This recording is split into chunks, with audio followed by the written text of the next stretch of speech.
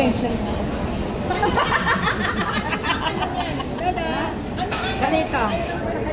Daddy daw, daddy.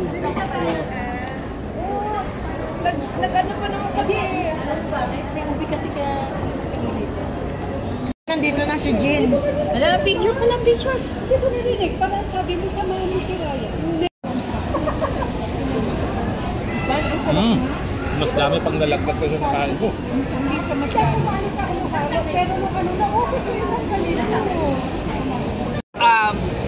Masarap siya, naiiba sa mga halo-halo na natikmang ko. Kasi, Anong flavor yun sa'yo? Ano no? Fruit salad. Fruit salad. Oo, hindi siya nakakaumay. Okay. Sapa naman ng libre. Hindi masyadong matamis. Sarap. Okay na okay sa panlasa. May flavor ba yung sa'yo? Buko salad din. Buko salad din. Thank you. Halo-halo.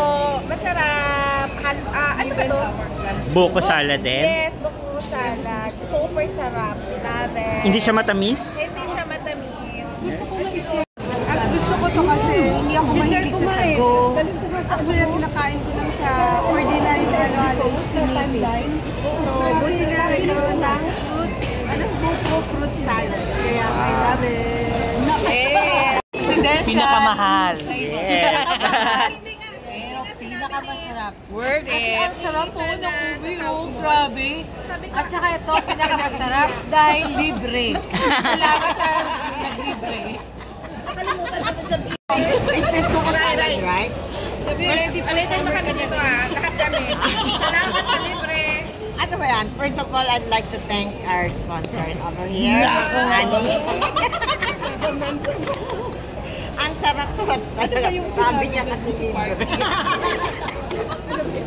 Yummy shoes. Thank you. Bebang less naman ba yan?